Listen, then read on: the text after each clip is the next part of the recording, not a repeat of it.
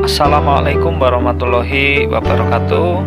Di sini saya akan memaparkan tugas kolaborasi modul 2.3 tentang coaching untuk supervisi akademik.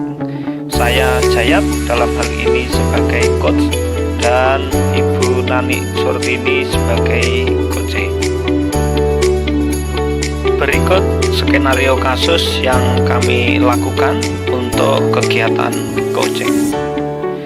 Bu Nani seorang guru produktif di sekolah. Beliau mempunyai masalah tentang kurangnya kedisiplinan murid dalam mengumpulkan tugas praktek menjahit. Hal ini terlihat dari tugas murid yang tidak dikumpulkan secara tepat waktu.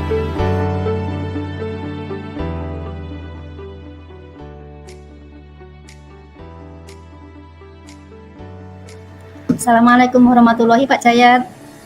Waalaikumsalam Bu Nani. Pripun? Pak, bolehkah saya minta waktu sebentar? Saya ingin sekali bercerita tentang apa yang saya rasakan akhir-akhir ini, Pak. Oke.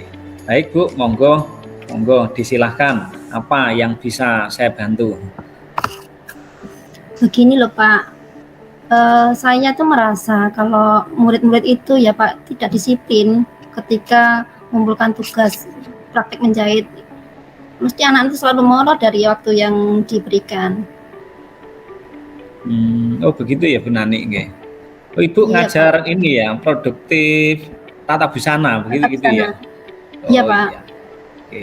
Lalu menurut Ibu, Bu Nani apa ya yang diharapkan dari kegiatan obrolan pada hari ini Bu Nani?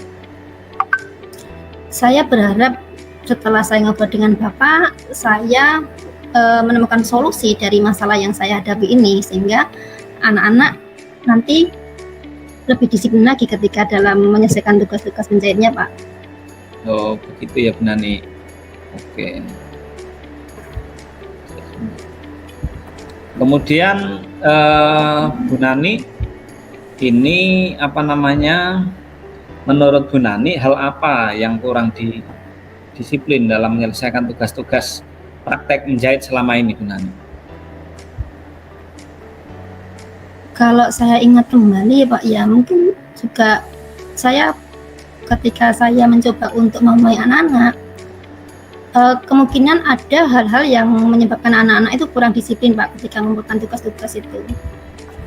Misalnya saja barangkali anak-anak juga menemui kendala untuk menyelesaikan tugas praktik.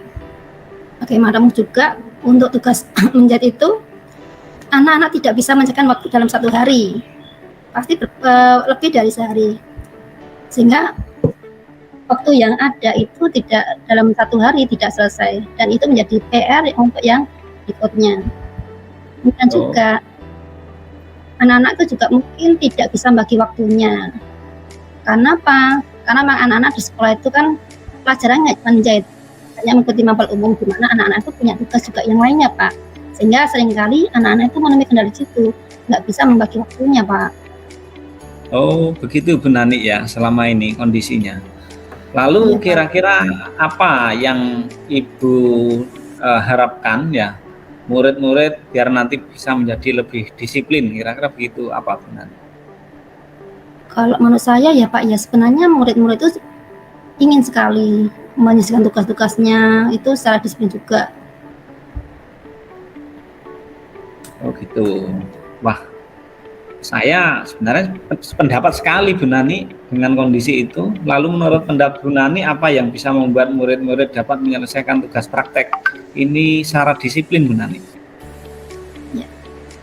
Menurut saya pembelajaran yang akan saya terapkan adalah pembelajaran yang berpusat pada siswa, itu satu Pak. Atau mungkin juga saya akan berusaha menerapkan metode pembelajaran langsung, di mana saya akan menyampaikan materi menjahitnya itu langsung praktik di depan siswa, sehingga anak-anak akan melihat langsung langkah-langkahnya, sehingga setelah itu anak-anak akan melakukan apa yang setelah mereka lihat setelah saya mengajarkan itu Pak.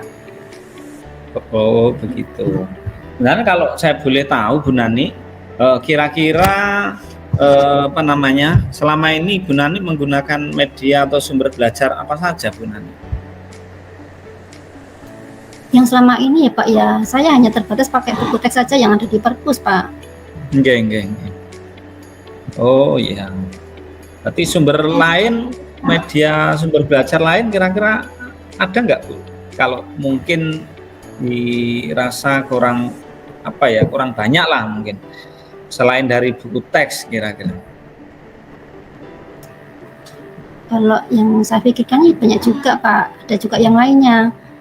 Sumber belajar yang lain misalnya video tutorial dari langkah-langkah menjahit, sehingga dengan adanya video tutorial menjahit itu anak-anak dapat belajar materi tersebut setiap saat.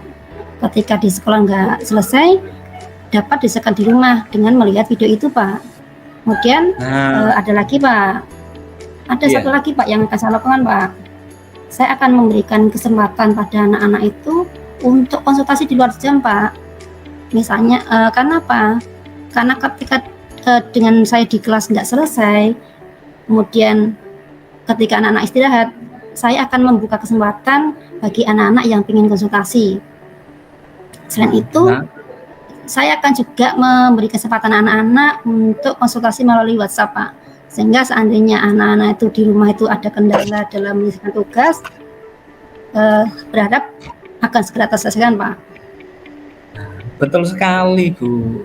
Itu yang menurut saya bagus. Kalau saya yakin Bu, bila Bu Nani dapat menyelesaikan masalah itu dengan apa yang dihadapi. Jadi sekarang rencana Bu Nani untuk menyelesaikan masalah ini apa Bu? Yang pertama ya Pak, saya akan berusaha melakukan tes diagnosa yang mungkin selama ini belum saya lakukan Pak, di mana saya itu belum tahu tentang bakat minat mereka, gaya belajarnya. Setelah saya kemarin itu belajar tentang tes diagnosa, kemudian juga belajar tentang tes psikologi anak-anak, ini yang akan saya terapkan Pak. Saya akan mencoba untuk melakukan tes diagnosa itu Pak, sehingga dari situ saya berharap saya punya dasar ketika mengajari anak-anak. Kemudian selanjutnya saya juga akan berusaha menerapkan pembelajaran berdiferensiasi dan juga menggunakan sumber belajar yang lebih variatif, kemudian memberi kesempatan pada anak-anak untuk konsultasi di luar KBM saya, sehingga dapat memecahkan permasalahan yang mereka hadapi.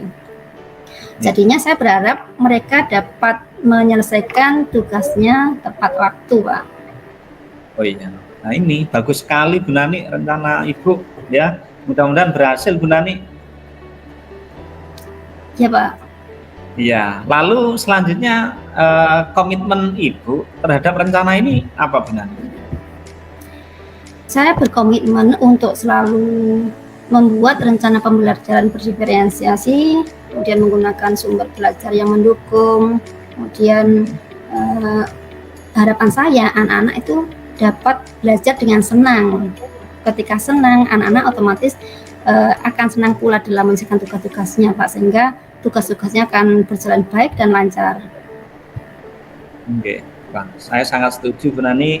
Mudah-mudahan semuanya berjalan dengan lancar Bu Nani, sesuai dengan apa yang kita harapkan bersama. Ya, gitu ya Bu Nani. Pak Jaya, terima kasih sekali ya waktu yang diberikan ke saya. Semoga dari hasil obrolan kita ini, saya akan ke depan menjadi lebih baik lagi Pak. Semoga saya juga bisa menjadi guru yang lebih baik. Terima kasih ya Pak ya. Sama-sama. Assalamualaikum warahmatullahi wabarakatuh. Terima kasih Pak.